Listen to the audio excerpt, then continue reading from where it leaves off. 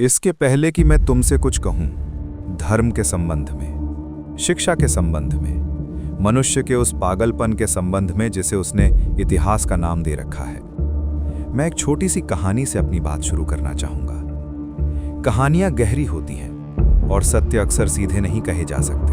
उन्हें कहानियों के आवरण में लपेटकर ही कहा जा सकता है। एक सूफी फकीर था। एक रात वह सोया और उसने एक स्वप्न देखा। स्वप्न बड़ा अद्भुत था। उसने देखा कि वो स्वर्ग पहुंच गया है, परमात्मा के नगर में पहुंच गया है। बड़ा उत्सव चल रहा है, रास्ते सजे हैं, अपार भीड़ है, जैसे कोई महाकुंभ लगा हो। उसने किसी से पूछा, क्या बात है, ये कैसा उत्सव है? तो ज्ञात हुआ कि आज परमात्मा का जन्मदिन है और परमात्मा की शोभा यात्रा निकल रही है। फकीर सड़क के किनारे खड़ा हो गया। तभी उसने देखा एक बहुत बड़ा सोने का रथ निकल रहा है। उस पर एक अत्यंत प्रतिभाशाली, तेज से भरा हुआ व्यक्ति सवार है और उसके पीछे लाखों करोड़ों की भीड़ चल रही है, जयकारे लगा रही है। फकीर ने पूछा, क्या यही परमात्मा है? किसी ने हंसकर कहा, नहीं, तुम अजनबी मालूम पड़ते हो। ये परमात्मा नहीं है, ये तो राम हैं और जो पीछे चल रहे हैं वे उनके भक्त हैं, हिंदू हैं। रथ आगे बढ़ गया। फिर एक दूसरा रथ आया। उस पर भी एक बड़ी महिमावान मूर्ति विराजमान थी और उनके पीछे भी लाखों की भीड़ थी। फकीर ने फिर पूछा, तो क्या ये परमात्मा है? उत्तर मिला, नहीं, ये हजरत मोहम्मद हैं और पीछे जो भीड़ है वो मुसलमानों की है। इस तरह रथ निकलते गए। ईसा मसीह निकले, उनके पीछे ईसाइयों की अपार भीड़। महावीर निकले, उनके पीछे जैनियों की भीड़। बुद्ध निकले, उनके पीछे बौद्धों की भीड़। जरथुष्ट निकले, गुरु नानक निकले। शोभा यात्रा बहुत लंबी थी और हर महापुरुष के पीछे एक अंधी दीवानी भीड़ जयकारे लगाती हुई चली जा रही थी। और सबसे अंत में एक बहुत बूढ़ा आदमी एक कमजोर से घोड़े पर अकेला चला आ रहा था। उसके पीछे कोई भी नहीं था, कोई जयकारा लगाने वाला नहीं, कोई झंडा फहराने वाला नहीं, एकदम अकेला, उदास। उस फकीर को बड़ी दया आई। उसने किसी से पूछा, अरे भाई, ये कौन पागल है जो सबसे पीछे अकेला चला आ रहा है? इसके साथ कोई भी नहीं है? उस आदमी ने कहा, चुप रहो, पागल मत कहो, यही तो परमात्मा है। फकीर घबरा गया, उसकी नींद टूट गई, पसीना पसीना हो गया था वो। उसने कभी सोचा भी न था कि परमात्मा के साथ कोई नहीं है। सारे लोग बट गए हैं, कोई हिंदू के साथ है, कोई मुसलमान के साथ है, कोई ईसाई के साथ है, कोई महावीर के साथ है। परमात्मा के लिए कोई बचा ही नहीं है। ये स्वप्न केवल उस सूफी फकीर का स्वप्न नहीं है, ये इस पूरी मनुष्य जाति का यथार्थ है। ये तुम्हारा सच है, ये मेरा सच है। हमने परमात्मा को अकेला छोड़ दिया है और हम शब्दों के पीछे, सिद्धांतों के पीछे, संप्रदायों के पीछे भीड़ बनकर खड़े हो गए हैं। और इस भीड़ ने जो उपद्रव इस धरती पर किया है, वैसा उपद्रव तो जंगली जानवरों ने भी कभी नहीं किया। तुम पूछते हो, धर्म और शिक्षा का क्या संबंध है? मैं तुमसे कहना चाहता हूं, जब तक कोई मनुष्य हिंदू है या मुसलमान है या ईसाई है, तब तक वो धार्मिक हो ही नहीं सकता। धार्मिक होने की पहली शर्त ही यही है कि तुम भीड़ का हिस्सा होने से इनकार कर दो। धर्म कोई लेबल नहीं है जिसे तुम अपने माथे पर चिपका सको। जैसे जल का कोई धर्म नहीं होता। तुम उसे हिंदू के घड़े में भर दो तो क्या वो हिंदू जल हो जाता है? तुम उसे मुसलमान के प्याले में डाल दो तो क्या वो मुसलमान जल हो जाता है? जल तो बस जल है। उसकी प्यास बुझाने की जो प्रकृति है, वही उसका धर्म है। ठीक वैसे ही मनुष्य की चेतना, आत्मा, भीतर का जो सत्य है, उसका कोई नाम नहीं है, उसका कोई संप्रदाय नहीं है। लेकिन हमारी शिक्षा, जिसे हम शिक्षा कहते हैं, वो असल में शिक्षा है ही नहीं। वो जहर बोने का कारखाना है। बाप हिंदू है तो वो अपने बेटे को हिंदू बनाता है। बाप मुसलमान है तो वो अपने बेटे के कोमल दिमाग में मुसलमान होने का जहर डालता है। तुमने कभी सोचा ये कैसी क्रूरता है? एक छोटा बच्चा जो अभी अभी इस दुनिया में आया है, जो बिल्कुल कोरा कागज है, जो परमात्मा के घर से अभी ताज़ा ताज़ा उतरा है, तुम उस पर अपनी सड़ी गली मान्यताएं थोपने लगते हो। बाप अपने अहंकार की तृप्ति के लिए कि ये मेरा बेटा है, ये मेरे ही धर्म को मानेगा, उस बच्चे को अंधा बना देता है। ये शिक्षा नहीं है, ये तो एक तरह का कंडीशनिंग है, एक तरह का हिप्नोटिज्म है। और इस तथाकथित शिक्षा ने दुनिया को क्या दिया है? जरा पीछे मुड़कर मनुष्य के इतिहास को देखो। पिछले 3000 सालों में मनुष्य ने इस धरती पर 15,000 युद्ध लड़े हैं। 3000 साल और 15,000 युद्ध। क्या तुम इस प्रजाति को, क्या तुम इस मनुष्य को स्वस्थ कह सकते हो? क्या ये कोई सभ्य समाज है? ये तो एक पागल खाना है। और मजे की बात देखो, ये सारे युद्ध किसके नाम पर लड़े गए हैं? शांति के नाम पर, प्रेम के नाम पर, ईश्वर के नाम पर। हिंदुओं ने मुसलमानों को काटा ईश्वर के नाम पर, मुसलमानों ने ईसाइयों को काटा अल्लाह के नाम पर। क्रूसेड्स हुए, जिहाद हुए, धर्म युद्ध हुए। मैं तुमसे कहता हूं, जितनी हत्याएं इस पृथ्वी पर ईश्वर और धर्म के नाम पर हुई हैं, उतनी तो शैतान के नाम पर भी नहीं हुई होंगी। अगर कोई शैतान कहीं बैठा होगा तो वो भी मनुष्य की इस बेवकूफ़ी पर हंसता होगा। वो सोचता होगा कि मुझे तो कुछ करने की ज़रूरत ही नहीं, ये तथाकथित धार्मिक लोग ही मेरा काम बड़ी खूबी से कर रहे हैं। सोचो, अगर तुम्हें किसी ने हिंदू न बनाया होता, किसी ने मुसलमान न बनाया होता, तो क्या तुम कभी किसी दूसरे इंसान की गर्दन काट सकते थे? नहीं। ये शिक्षा का नाम लेकर जो तुम्हारे भीतर संप्रदायवाद भरा गया है, जो आइडियोलॉजी भरी गई है, उसी ने मनुष्य को मनुष्य से तोड़ा है। जब तक मेरे और तुम्हारे बीच दीवार है, चाहे वो दीवार कुरान की हो, चाहे गीता की हो, चाहे बाइबल की हो, हम कभी प्रेम में नहीं जी सकते। इसलिए जो लोग ये कहते हैं कि स्कूलों में धर्म की शिक्षा दी जानी चाहिए, वे बहुत खतरनाक लोग हैं। उनका मतलब धर्म से नहीं होता। उनका मतलब होता है कि स्कूलों में हिंदू को और पक्का हिंदू बनाया जाए, मुसलमान को और पक्का मुसलमान बनाया जाए। अगर दुनिया में कभी कोई सच्ची सभ्यता पैदा होगी तो वो न हिंदू होगी, न मुसलमान होगी, न पूर्व की होगी, न पश्चिम की होगी, वो अखंड मनुष्य की होगी। लेकिन हमने तो एक एक शब्द को, एक एक विचार को पत्थर बना लिया है। तुम विचार के आधार पर मनुष्य का विभाजन करते हो। कैसी हवाई बात है विचार। मैंने कुछ सोचा, तुमने कुछ सोचा, और हमारे विचार नहीं मिले तो मैंने तुम्हारे सीने में छुरा भोंक दिया। अरे, विचार जैसी अमूर्त चीज के लिए तुम जीता जागता इंसान खत्म कर देते हो, ये जानते हुए भी कि नास्तिकों ने दुनिया में कोई युद्ध नहीं किए। कभी तुमने सुना है कि नास्तिकों ने कोई मंदिर जलाया हो या किसी आस्तिक की हत्या इसलिए कर दी हो कि वो भगवान को मानता है?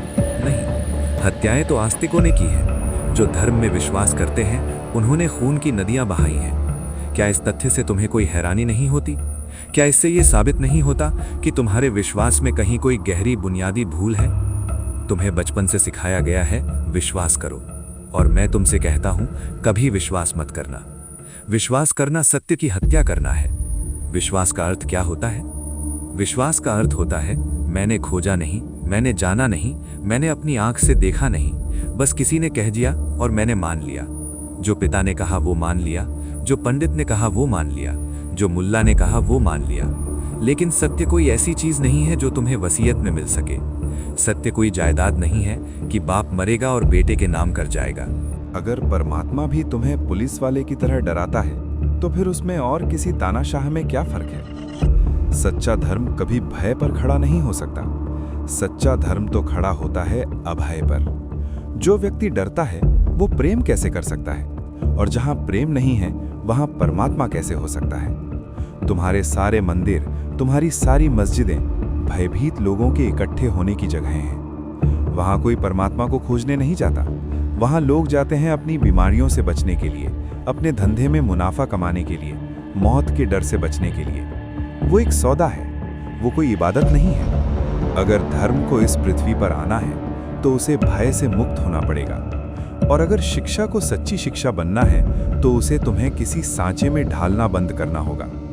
एक छोटी सी कहानी और फिर मैं बात पूरी करूंगा। एक गांव में एक बार एक जादूगर आया और उसने गांव के उस इकलौते कुएं में, जिससे सब पानी पीते थे, कुछ ऐसी जड़ी बूटी डाल दी कि जो भी उस कुएं का पानी पीता वो पागल हो जाता। शाम होते होते पूरा गांव पागल हो गया। सिर्फ गांव के राजा और उसके वजीर ने पानी नहीं पिया था, क्योंकि राजा का अपना अलग कुआं था महल के भीतर। अब शाम को जब राजा बालकनी में आया तो उसने देखा कि सारा गांव महल को घेर कर खड़ा है। सब पागल हो गए हैं। कोई कपड़े फाड़ रहा है, कोई चिल्ला रहा है। और वे सब मिलकर क्या कह रहे हैं? वे कह रहे हैं, हमारा राजा पागल हो गया है, इसे गद्दी से उतारो। जो पागल है वो हम पर राज नहीं कर सकता। राजा बहुत घबराया। उसने वजीर से पूछा, ये क्या हो रहा है? ये तो मुझे मार डालेंगे। अब क्या उपाय है?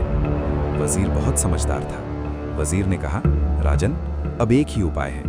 मैं पीछे के रास्ते से जाता हूँ और उस कुएं का एक घड़ा पानी ले आता हूँ। हम दोनों भी वो पानी पी लेते हैं। राजा ने पानी पी लिया, वो भी पागल हो गया।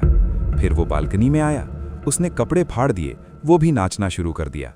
नीचे भीड़ ने तालियां बजाईं और कहा, ईश्वर का शुक्र है, हमारा राजा फिर से ठीक हो गया, उसका दिमाग वापस आ गया। तुम्हारी दुनिया की भी यही हालत है। यहाँ जो भी व्यक्ति होश में आता है, जो भी व्यक्ति जागता है, ये पूरी पागलों की भीड़ उसे ही पागल साबित करने में लग जाती है। तुमने सुकरात को जहर पिला दिया। क्यों? क्योंकि वो तुम्हारे कुएं का पानी पीने से इनकार कर रहा था। तुमने ईसा मसीह को सूली पर लटका दिया। क्यों? क्योंकि वो अकेला होश में था और तुम सब पागल थे। तुमने मंसूर की बोटी बोटी काट दी। जब भी कोई व्यक्ति विचार करता है, संदेह करता है, सत्य की अपनी खोज पर अकेला निकलता है, तो ये भीड़ उसे बर्दाश्त नहीं कर पाती, क्योंकि एक जागा हुआ व्यक्ति सोई हुई भीड़ के लिए सबसे बड़ा खतरा होता है। भीड़ चाहती है कि तुम भी उसके कुएं का पानी पी लो, तुम भी हिंदू बन जाओ, तुम भी मुसलमान बन जाओ, तुम भी वही नारे लगाओ जो वो लगा रहे हैं। लेकिन मेरे मित्र, मैं तुम्हें बुला रहा हूं उस भीड़ से बाहर आने के लिए। स्वतंत्र होने का साहस जुटाओ, अकेले चलने का साहस जुटाओ। परमात्मा भीड़ के शोरगुल में नहीं मिलता, परमात्मा मिलता है तुम्हारी अपनी निजता के सन्नाटे में। जब तुम सारे लेबल उतारकर फेंक देते हो, जब तुम ना हिंदू बचते हो, ना भारतीय बचते हो, ना स्त्री बचते हो, ना पुरुष बचते हो, जब तुम सिर्फ एक कोरी चेतना, प्योर कॉन्शियसनेस रह जाते हो, सिर्फ एक होना, उसी शून्यता में, उसी सन्नाटे में सत्य का अवतरण होता है।